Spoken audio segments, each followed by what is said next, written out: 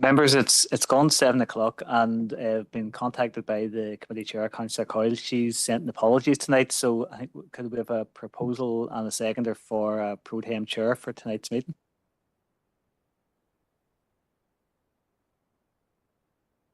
I oppose Councillor Maguire.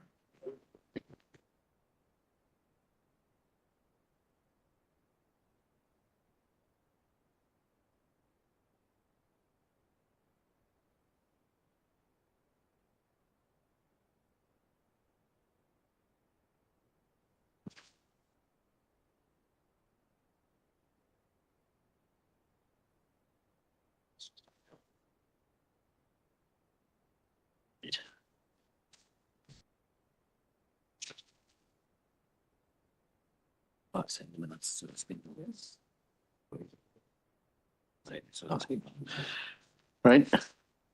Thomas Rayanish to Fulcher Rove Gileargaji and Kushtia Servicey Timpalukta, the Viabron. You're all very welcome to the Environmental Services Committee on Wednesday, the 10th of April. Item 1 on the agenda is apologies. Councillor Feely, Councillor Debbie Coyle. Thanks for that, Paul. Councillor Hawkes. And Councillor McPhillips, thanks for that, members. You can use the microphones. I think I'm up to speed with it. Thank you, members. That's everyone. So item 2 then is to sign the minutes of the confidential minutes of the previous meeting held on the 6th of March 24. That's already done, members. Item 3, declarations of interest. Unrecorded. Thank you, members. So reports for decision then. Item 4, Environment and Place Directorate reports 4.1 to consider report on estate matters, paper A, and that's Director John Hughes. Over to you, John. Thank you, Chair. Members, this is the monthly Estates Matters report. So just one item for decision at 2.1, and then at 2.2, a number of issues for decision in respect of the use of council property. At 2.1, the matter refers to Ely Lodge in Enniskillen. Members will be aware that Ely Lodge is one of 16 forests that council holds under a 20-year licence from the Department of Agriculture, Environment and Rural Affairs. And those licenses run up to the 30th of November 2040. The council's benefit of the licence has been frustrated so far because of a number of ongoing issues at the site regarding land ownership. So we've been engaging, officers have been engaging with Forest Service officials, and it's recommended, and Forest Service would be happy with this, that the licence will be varied to exclude the Ely Lodge Forest Walk and to retain the Carrickray Viewpoint Walk. So approval therefore be sought to execute a deed of variation with DAERA to reflect that amendment in the licence agreement and remove council signage and infrastructure at that portion of the Forest Walk.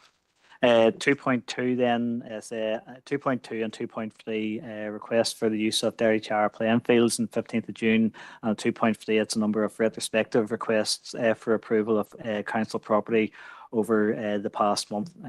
So the recommendations set out at 9.1 that the council approves entering into the deed of variation with DAERA for the exclusion of Ely Lodge Forest Walk, and then the use of council property at Derrychara playing fields on the 15th of June. And retrospective use of council property at the venues is listed within the report.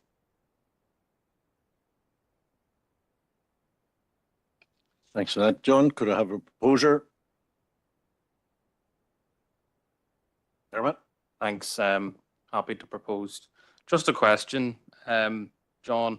So the walkway is going to be, the council is going to remove responsibility from the walkway.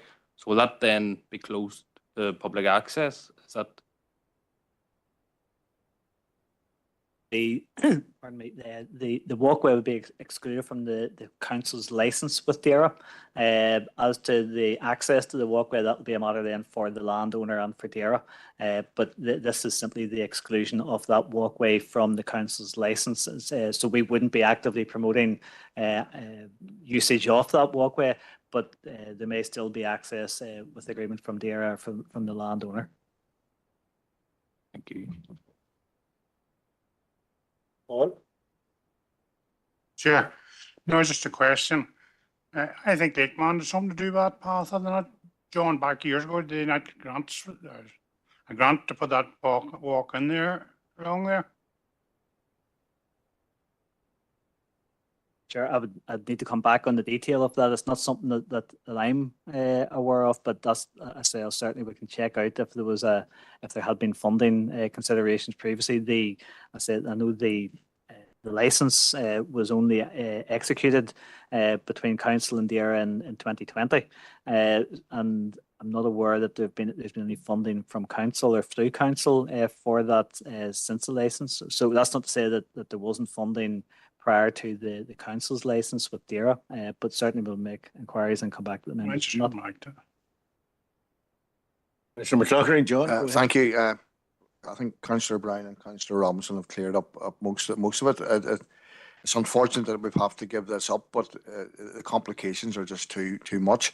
And again, on a similar vein, if there was funding, would there be the charge on that ground to fulfil that walkway? Because I know from other organisations I'm involved in that getting rid of charges is extremely difficult. So if there's one there, it would still be in existence. If you could check that that's part of any funding that was made, was there a charge made on it, so as that at least we could claw something back if we're not getting use of it. So yeah, Chair, we'll take that on board and we'll make inquiries with officers. Chair, I'm just not sure if either of the members had seconded the report. No, I'm just coming to that now. Councillor Robinson, thanks for that, Paul. Thank you. Okay, moving on, item 4.2. Again, John, that's yourself.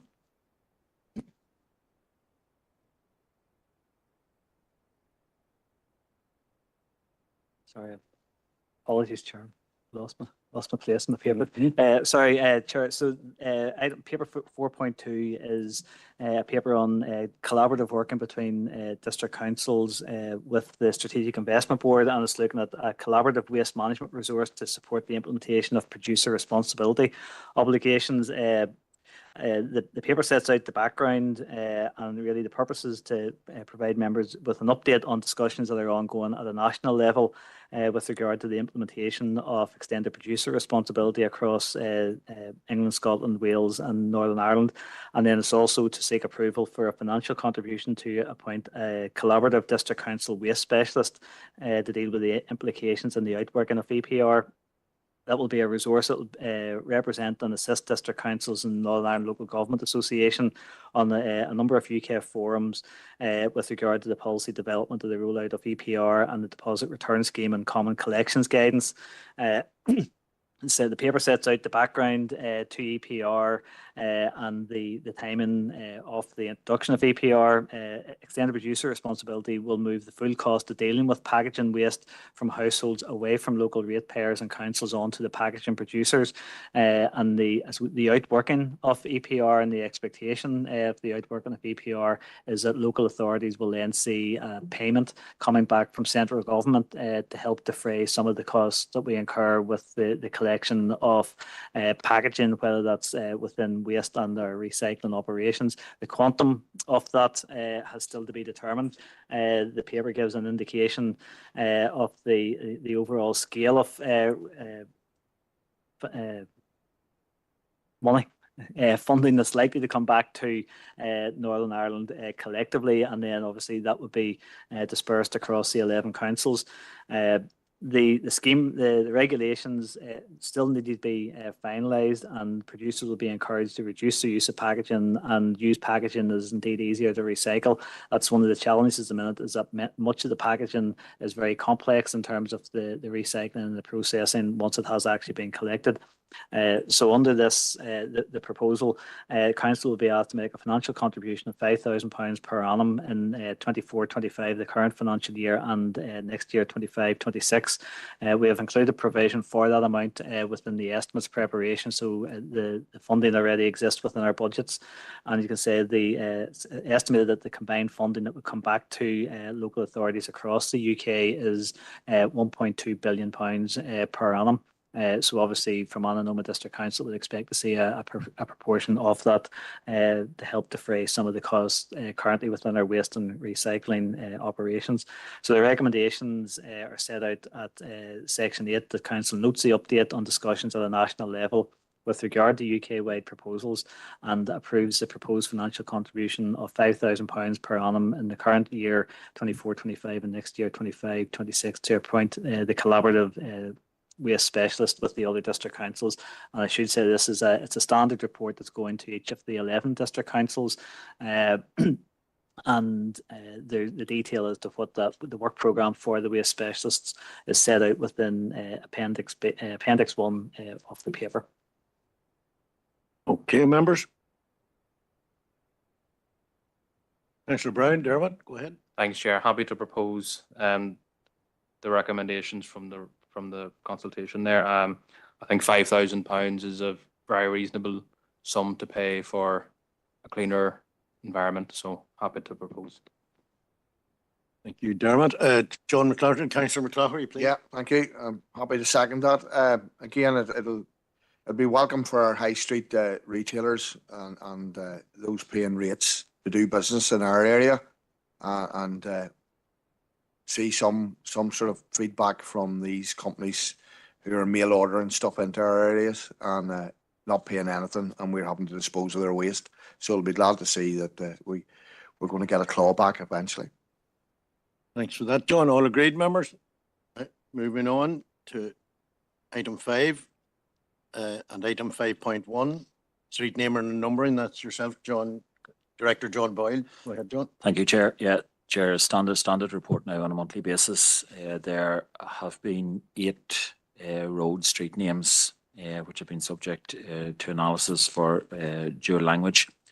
5 of them have met the criteria of 15% of the occupiers of the street indicating that they're in favour of the erection of dual language street signs. And the translation is included in Table 3, or the anticipated translation is included in Table 3.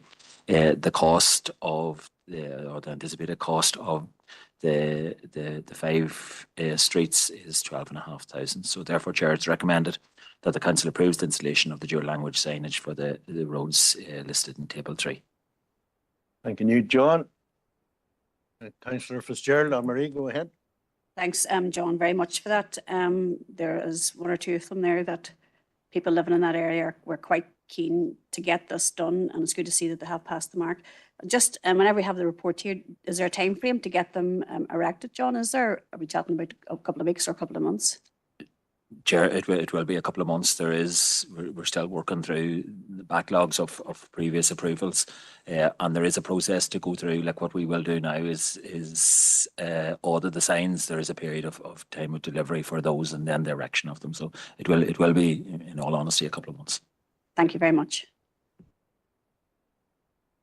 Councillor McLaughlin, John, go ahead. Yeah, again, I don't want to sound like a broken record. It's very disappointing that we had to survey 3 areas where 3 roads where nobody had any interest in having dual language signage put up, and you sometimes wonder how those end up in the system and what form of engagement is taken.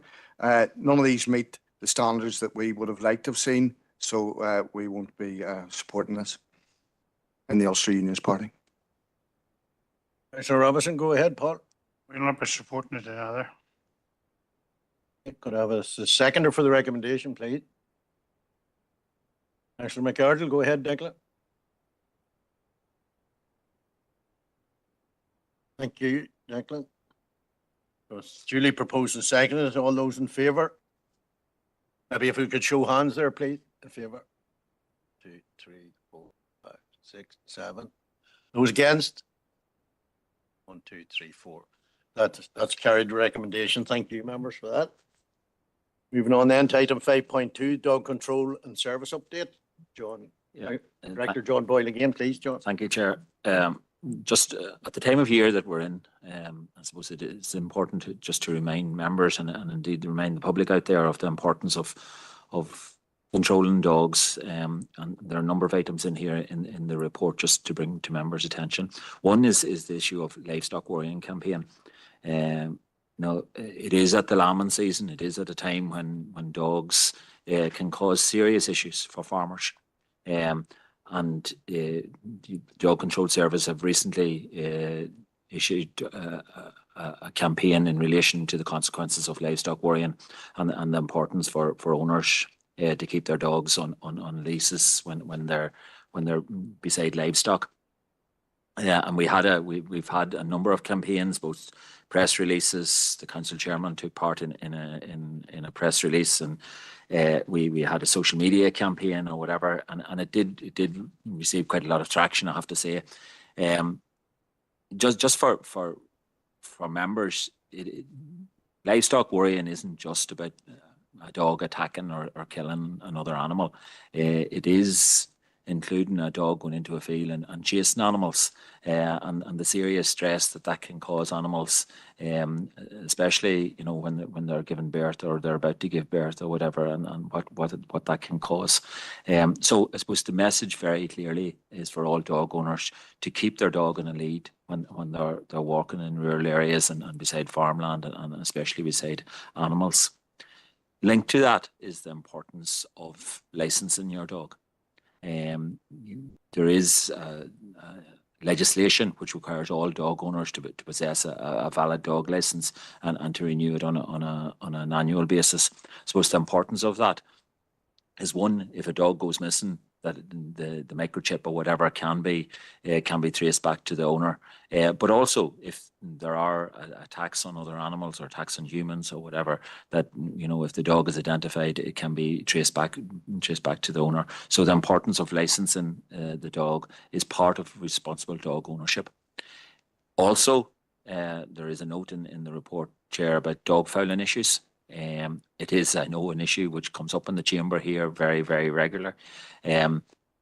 Again, we have launched a social media campaign recently, which I have to say again made good reach within the district. The Bag It and Bin It campaign.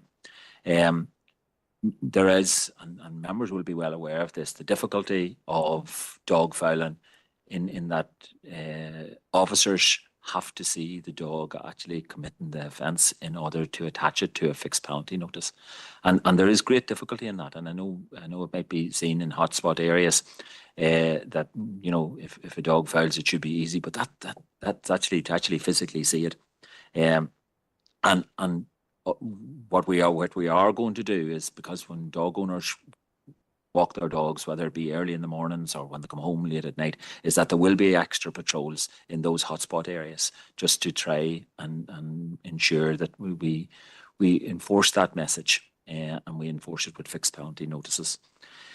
One thing which I do want to draw attention to members is the stray and unwanted dogs. We have seen, and all our charities have seen, a great increase in the number of stray and unwanted dogs, especially since COVID. And dog charities really do help us in the district, and indeed help all other councils in the region in this regard. In the last year, the Dogs Trust charity, which is based in Ballymena, have taken a total of 177 dogs from the council dog pound in our district for rehoming. Most of those dogs go to England for rehoming. But without that service, we would be incurring a significant cost, both in rehoming services, but also in veterinary fees and all other associated costs. So Dogs Trust do provide us with an invaluable service in the council, and I suppose we're recommending just the council shows their appreciation to the charity by providing a letter of thanks and appreciation from the council for the services that they provide.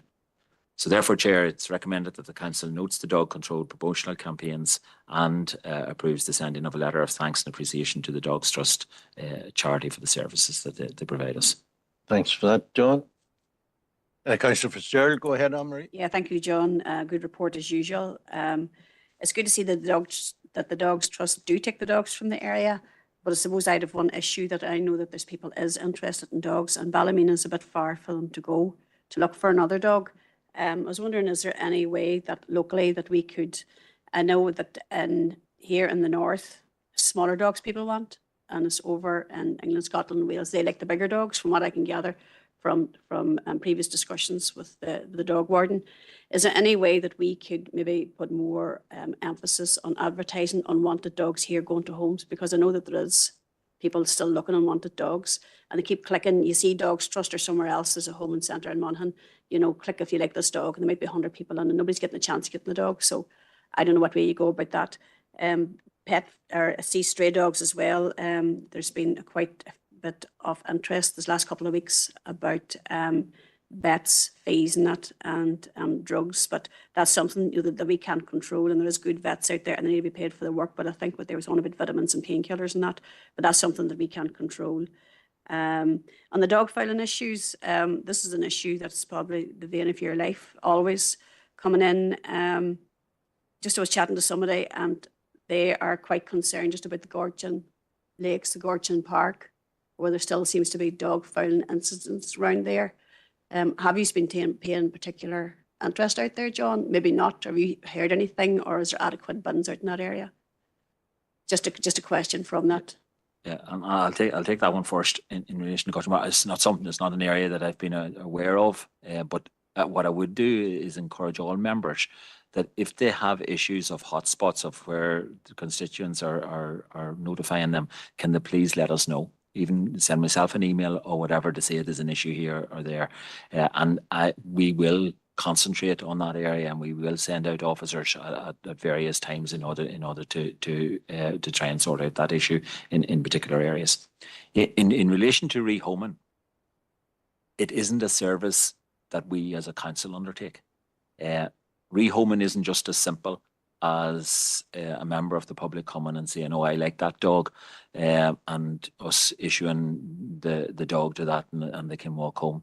There is actually a process of rehoming, and it is a process where if you are rehoming a dog, you must actually go out to the home where that dog is going to be placed in. You must assess that it's fit for purpose, that it's going into the right environment, and all so on and so forth, which is a lengthy process and not something that the council would ever be involved in. And that's why charities, that's why we actually provide the dogs to charities who provide that service and assess whether a home is suitable for a particular type of dog. And it might be that, you know, an officer may go out or whatever and see that the dog doesn't have enough room or something like that because of its size. There are a lot of issues just in relation to rehoming. Rehoming isn't what it used to be, I suppose, years ago.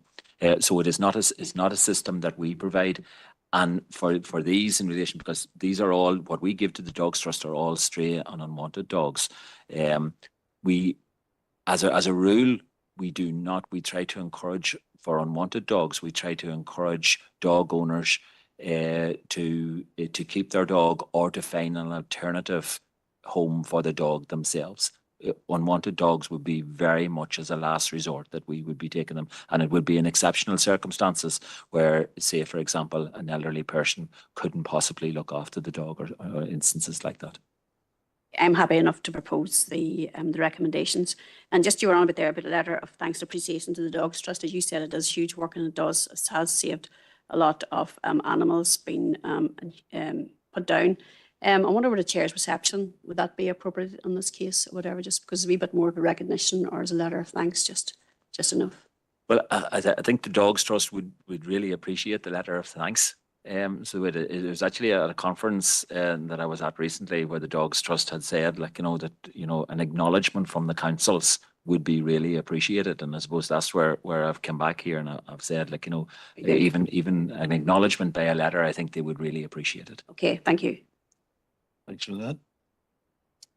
Commissioner Elliott, Keith. Thank you, Chair. Well, I'd be happy to support that if that was a proposal for the letter of acknowledgement.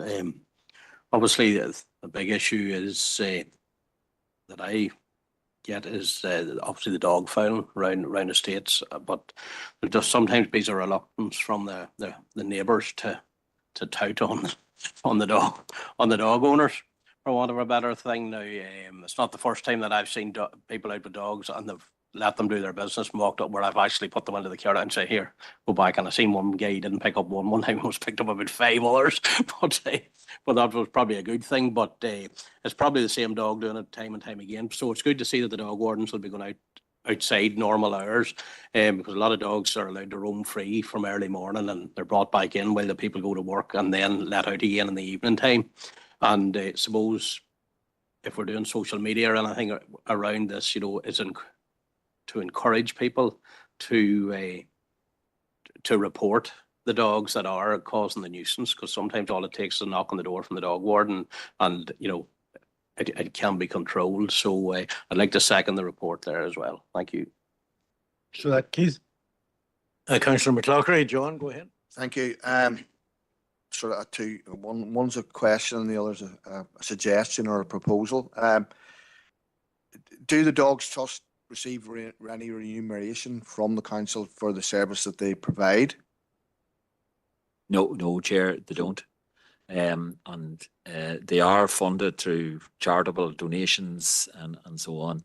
And it isn't something that we have in our estimates or in our revenue projections or expenditure projections for inclusion. Maybe that's something that we maybe need to look at the next estimates, and we maybe sign a business contract with them, because it's obviously saves us an exceptionally a lot of money. I mean, it's quite expensive even just to get a vet to euthanize a dog. So even if it was just the cost of that they were getting for taking it away would be something, or a fraction of that. The second is to my own embarrassment. When I went to Castle Archdale the other day, I had no bags with me, and I live a mile away, so I went back home and got some. But had we thought of maybe some sort of dispenser beside the bins, where those people who normally don't, and they see the bin and they see a dispenser for bags, it may embarrass them into actually taking one and lifting whatever their dog does while they're round the track. Now, I know obviously if you put something like that out and it's free, you'll have some ne'er-do-well who'll come along and empty it or do, but anybody who steals dog poo bags, I think has a little issue further than just the need of those. But that's something, a bridge that we would have to cross. But I'm wondering, would that be a possibility that we would put some dispenser beside them that people would see to take a bag, and then perhaps it might encourage them to lift them more? Especially, I mean, the likes of Castle Archdale, I mean, we can't have a dog warden hiding behind trees. It isn't as though they can sit in the van. There's 8K or 9K of tracks around there. They're never going to be everywhere, and I've noticed this last while it is becoming quite noticeable now, the amount of dog poo that is sitting about there.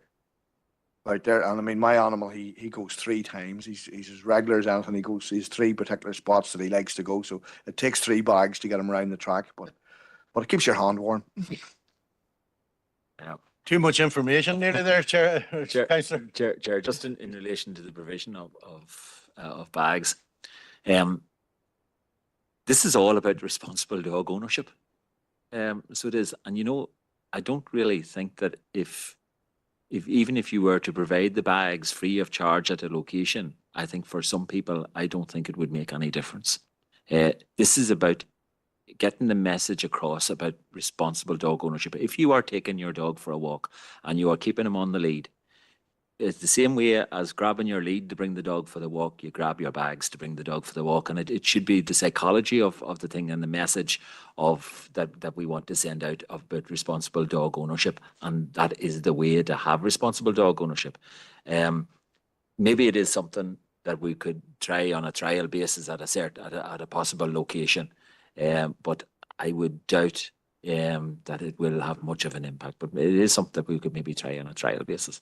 Just on that, John, I'm aware that there was an initiative several years back of a bag holder that you actually attached to the dog collar.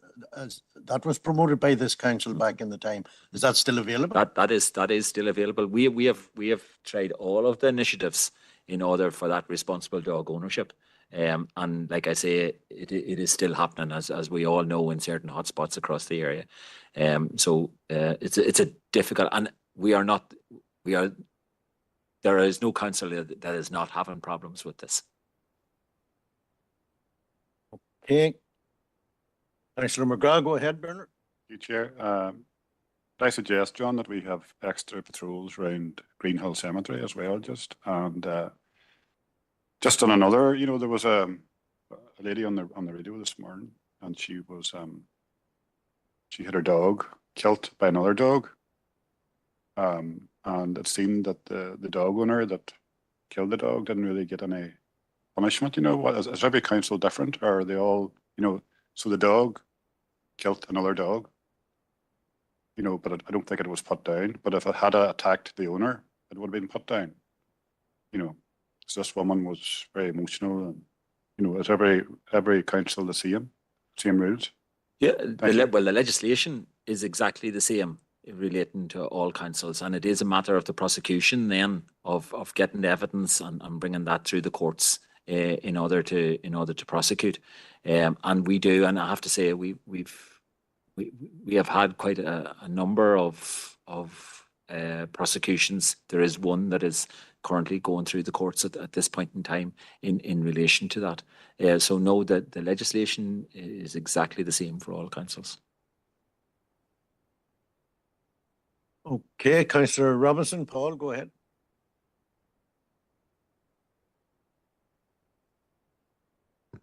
Thanks, Chair. No, I was just wondering, was there signage in the villages or parks not there to say it if their dog done their job in the park or anything? There's a fine for them not there, they were caught. Yeah, there is signage, and included in the report here is also what we do in the summer months is put actually stencils on the ground. So we do to encourage, you know, for you to take your dog fouling away with you and things like that. So yeah, all of that is in place. Yeah, but again, it is about responsible dog ownership. That's what effectively this comes down to. Yeah. Okay, members, that's that item finished. Moving on now to item 6. Agenda item 6.1. That's over to yourself, Director John Hughes. John. Thank you, Chair. So this is the just a director's update report. A number of matters for members' attention. The first is an update on actions arising from Environmental Services Committee for the period December 2023 to February 2024. So of the 31 actions agreed by members, 77% have been completed and 7 are still in progress, and those relate to property and conveyance and matters, signing of leases, and just take a little bit of time to progress and complete. At 2.2, there's an update on arrangements for dealing with fallen animals. At the Policy and Resources Committee meeting on the 13th of March, members had requested a report to an Environmental Services Committee meeting outlining the responsibilities of the various agencies to the collection and the removal of dead animals from roads across the council area. So the report just provides an update, and the 2.2.2 there is really the legislative basis for the different roles that are held primarily by Department for Infrastructure, and council also has a role under the Clean Neighbourhoods and Environment Act and the litter order. As I've noted, our fallen animals are a regular occurrence throughout the district, and I suppose it really depends on where the fallen animals are found as to whose responsibility it is. And within the report, we've outlined that, you know, most of the dead animals that we come across are the result of road traffic collisions, but there are instances, and I have to say it depends on the time of the year.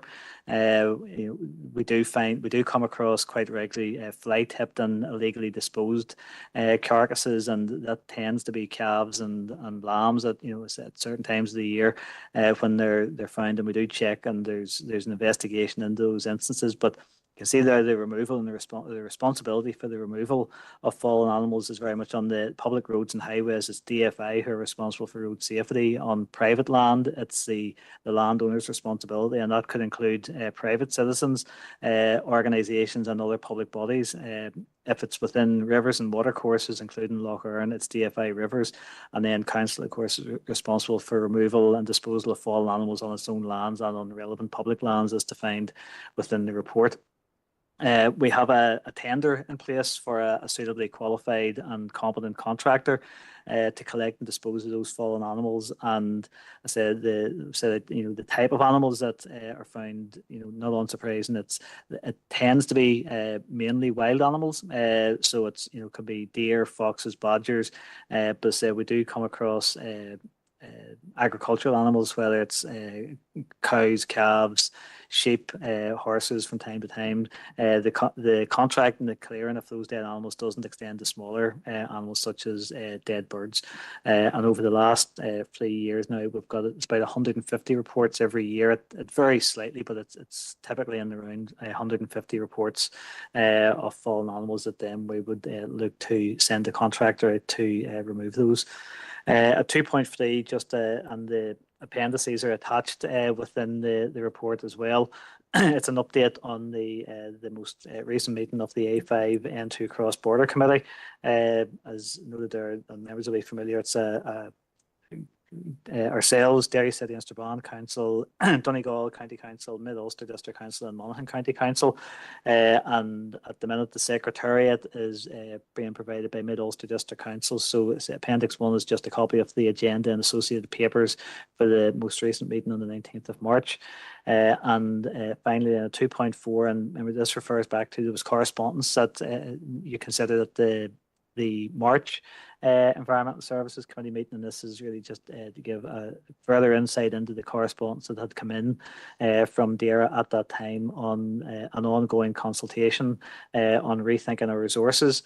And we will be bringing a report to a future Environmental Services Committee before the closing date. At the minute, the closing date is advertised as being the 30th of May, but I know a number of other councils in the council-based forum are intending to make representations, take into account council and committee reporting structures. So certainly we'll be seeking an extension into June. Whether or not that's granted or not remains to be seen, but we will be bringing a report back to members before the closing date, regardless of what that date is. And so provide the link within the report as well. If members have any particular comments themselves, whether it's in relation to the materials, the circular economy package aspect, or indeed the targets. And bear in mind, this consultation covers municipal waste, household waste, and also non-municipal waste, but happy to take any of those comments from members between now and the 1st of May, and that's very much just to enable and facilitate our reporting to the May Environmental Services Committee. Thanks So for the that. recommendations are just set out Yep. at section 8. Could I propose, sorry, there we are. Councillor McClockery, go ahead, John. Sorry, I thought I'd press that up. Councillor Robinson has something that he wants to say, and then I'll come in. Just have it rehearsed to you. Go ahead, Paul, Councillor Robinson. Thanks, Chair. I see the badgers and the deers there. You're lifting them there. Can they go for testing for TB and that there to see if there's TB in them? I know the Forestry Service does any time they find a deer in the forest. In the forestry, they have a system. They have somewhere they can send the deer to get it tested, to see for TB's in it or not. Can that be looked at, John? I propose it, the minutes here. So that's not part of our the tender at the minute. So we're out the tender at the minute, and certainly we'll review the tender on an annual basis, and we can look at that as part of the review of the next tender process. That would obviously come, I would imagine, with an additional cost to us, but it certainly is something that we can investigate in advance of the next tender being issued. Thanks for that. Councillor McClockery, John. Yeah, to what Paul had said, maybe if we could check with DAERA to see if there is a system that they have in place for some of those specific types of fallen animals, because I do know the forestry are testing all the deer that are culled or found on their property at the moment, and it would help with there's a lot of to and fro and about what actually the causes of the TB are, and maybe that would help with eliminating it if DAERA were keen to do that. And otherwise, I'm happy to propose. If Paul hasn't proposed, I'll propose the noting of the correspondence. Just need to be seconded, John, please. Second, then. Thank you, John. Paul, did you wish to come in again there? With the department, there used to be a number. If you got a badger in the road, you could ring them, and the department lifted them. But I don't know whether that's still in operation yet or not.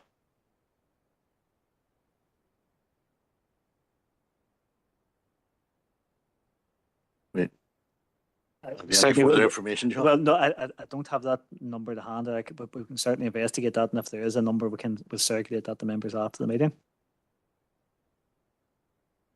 Thank you, John. No doubt if we get any further information, it'll be presented at a later date.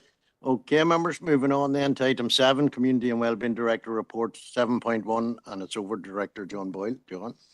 Thank you, Chair. Yes, Chair, just for noting the building control and licensing report for the quarterly period December to March for building control, licensing and dog control with associated appendices in 1, 2 and 3. Just for noting, Chair. Okay, members, could I have a proposer and seconder, please? Proposed Councillor McArdle and the seconder, Bernard. Thank you.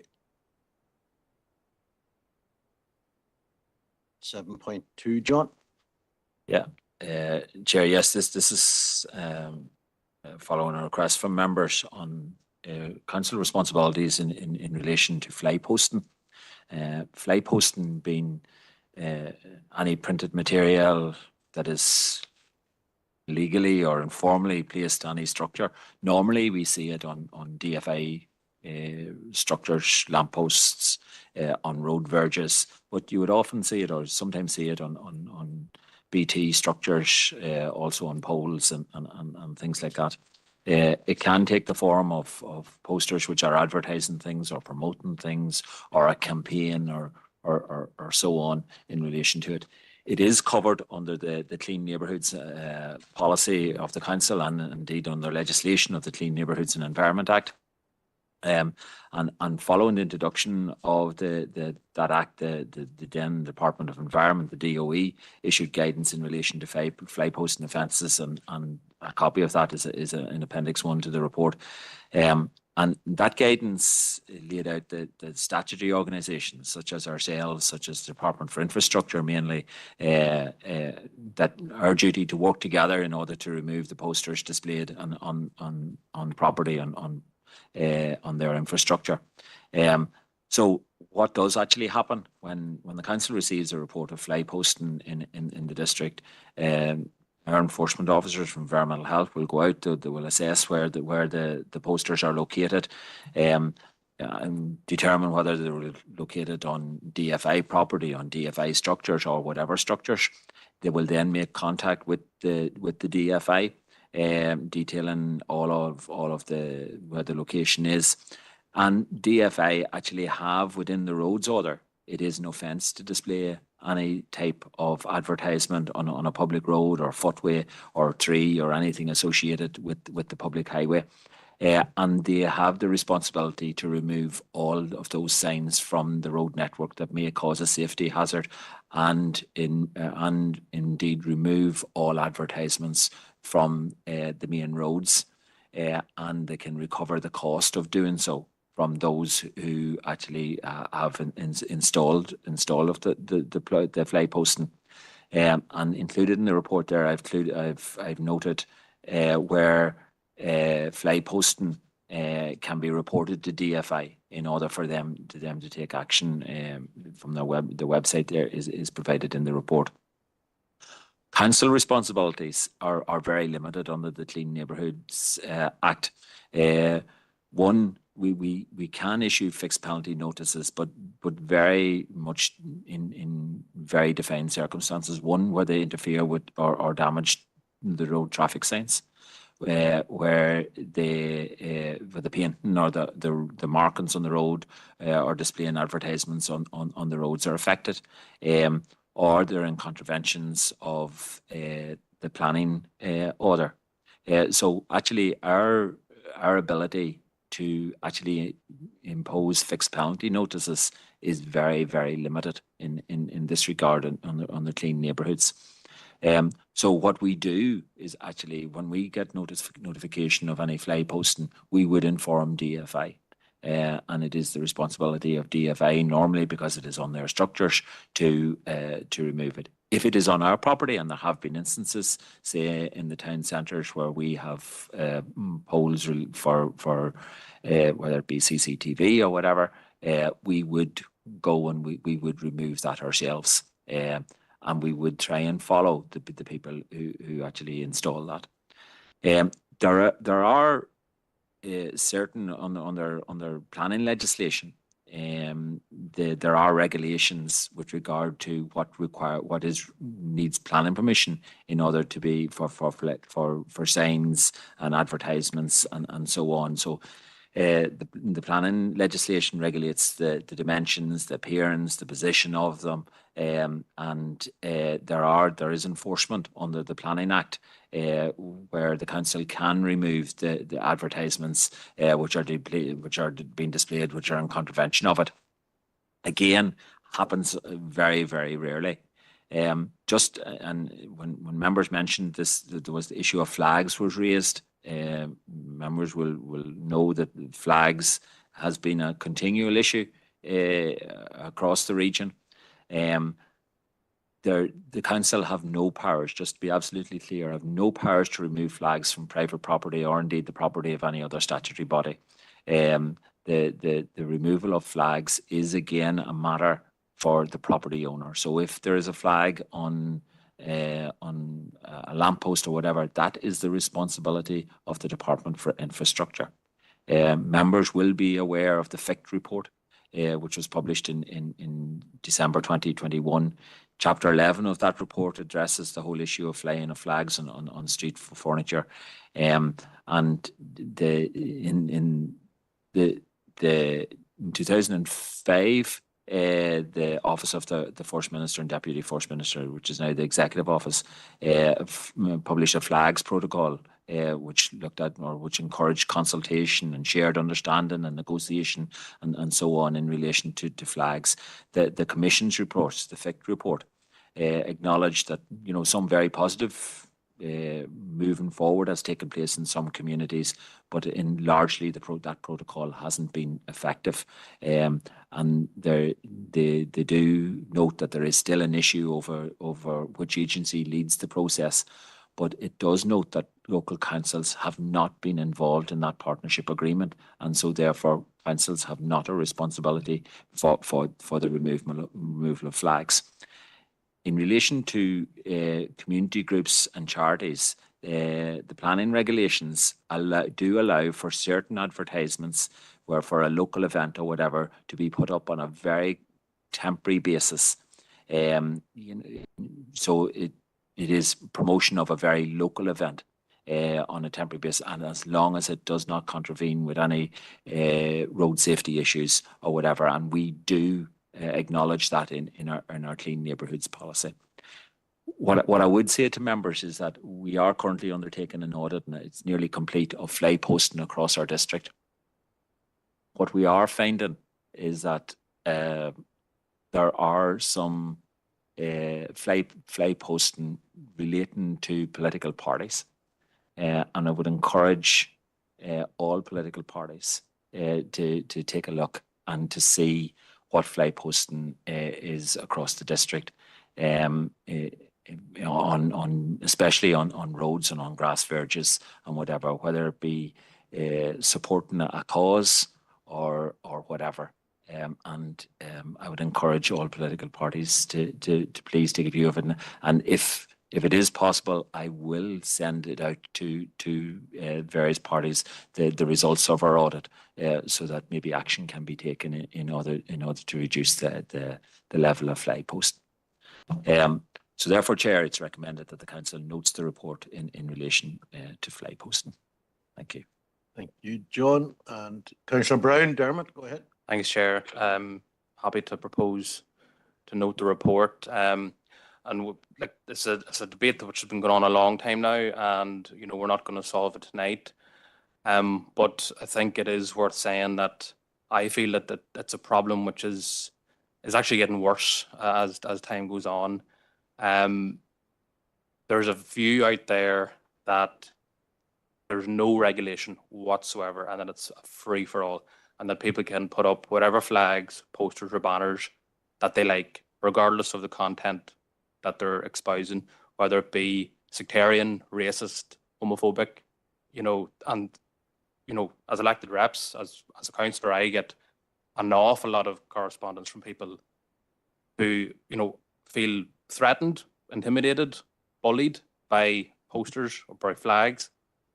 And there's very little that we can say to them that we can do about it, So I do think it's a big issue that needs to be dealt with. Councils, it's unfortunate that the councils were not involved in the discussions which led to that FICT report, but maybe councils will have a role in the future. But you know, it needs to be done. You know, I'm aware of sectarian posters which have been in place in Enniskillen inciting hatred, essentially, you know, for over a year. And this is in mixed areas where there's good relations between neighbours, but this is hanging over the whole community, you know, creating a tension there. So we do need to have some way, you know, whether through Stormont getting this FICT report implemented, some way of dealing with this. But I just want to ask a question as well, John. You know, the council has a good relations department there. What role can they play in those particular circumstances whenever there's highly sensitive sectarian or racist banners or emblems or whatever it might be? Can they, what role do they have there? Well, currently, the good relations staff actually do provide, try-in and negotiation service. So they do in relation to that, even though the council do not have responsibility for the removal of those. Where attention is brought, where it is increasing tensions, or where posters are causing offence or whatever, good relations staff would try to intervene, try to identify who has put up the posters, try and negotiate with them as to try and take them down, or whether it be flags, posters, or whatever. And I have to say, even in the Enniskillen area, we've had quite good success in relation to some of those issues, especially some of the flags issues. So they do work on it is because we don't have overall enforcement responsibility. We have no teeth in the game, but we actually do. The good relations officers do some good work in relation to these issues. Thanks for that, John. Councillor Elliott, Keith. Thank you, Chair. So I think this was at the council meeting where I might have asked the same question to the chief executive with regard to, I'm thinking of one particular car wash in the town that was a number of years ago was issued with like fixed penalty notices from the council for signs that weren't on council property, were on DFI property, and was threatened if he didn't remove them and all the rest, and had letters, you know, to say that he was going to be fined, and he had to take them in. It was a relatively new business at the time too. But so really what this is saying here is that the council shouldn't have been doing that. Is that correct? The council do not have responsibility for fly posting, which is not on council property. And this isn't just a new thing, like, but this has been, because I was looking back on my Facebook there, and it's 2018, where the council had sent him numerous letters and threatened him with legal action for if he didn't bring the signs in. They were on the Urbanstown Road. So they were, and as I say, I think that they might have been lifted at one time, you know, sort of thing, but it was council at that time, I'm aware of. It should have been, it was the responsibility for the Department for Infrastructure to follow if it was on Department for Infrastructure property, whether on road verges or on lampposts or whatever. It was the responsibility of the Department for Infrastructure, not council, to enforce that. Stay on. Thank you. Yeah. Councillor McLaughlin, John. Thank you, Chair. I omitted to declare an interest in the licensing. I'm a member of the Monaghan Unionist Club. Thanks. Yeah, I've got it. You got it, John. Yes. Could I have a seconder to note the recommendation or the? Councillor Crawford, right? Sorry, Chair, I also need to declare that as well. Member of the Unionist Hall. Yeah, it's noted. Bernard, is that your acknowledging second? Thank you, Bernard.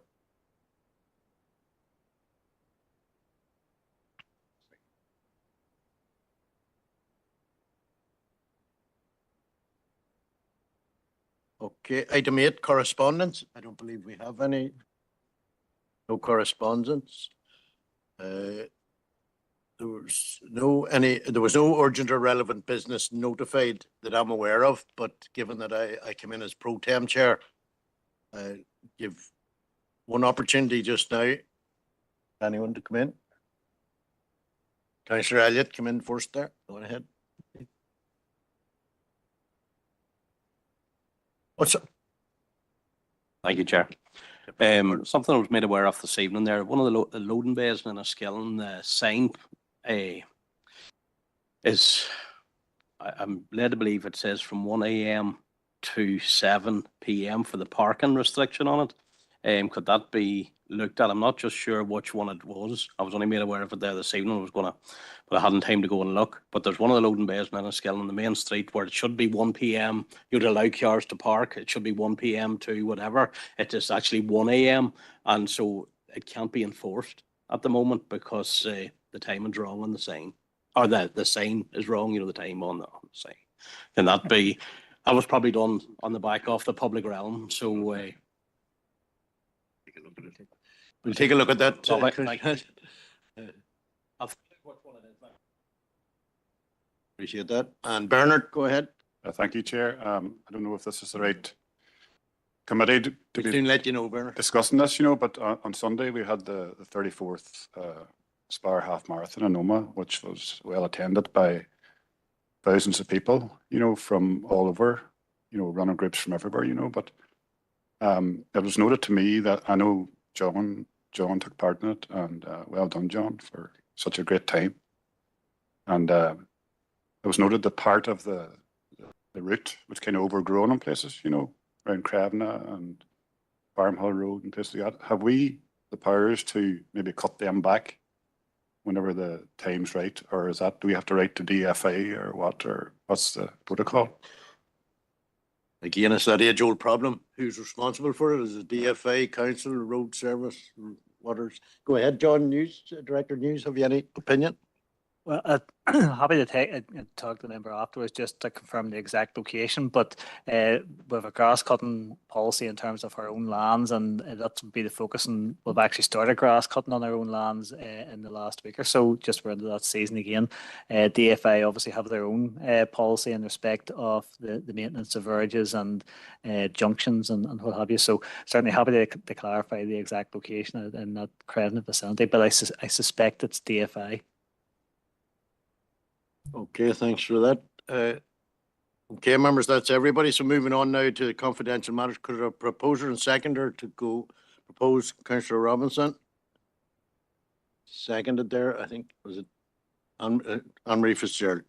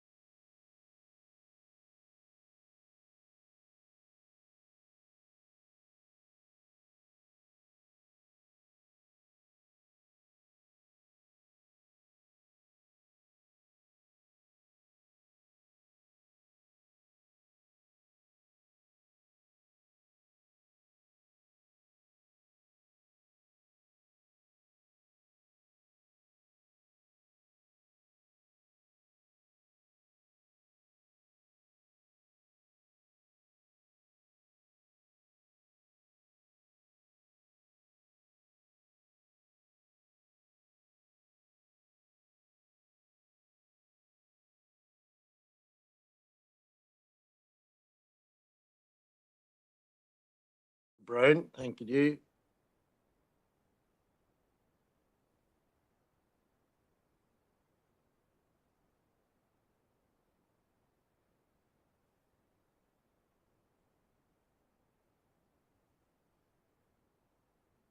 Thank you, IT, thanks for that. If I could just ask Director John Hughes to sum up what occurred in confidential there, please, John. Okay, thank you, Chair. So while in confidential business, members considered a confidential report on the state's matters, noted correspondence that had been received from Libraries NI and resolved a course of action in respect of the correspondence, and also resolved entering into a legal agreement for provision of services at a council site within the district. Thanks for that, John. That concludes the business. Oh, proposal secretary, sorry for that report. Proposed Councillor Robinson, seconded Councillor McArdle. Thank you. That concludes the business of the evening. Thank you all, councillors, and safe home.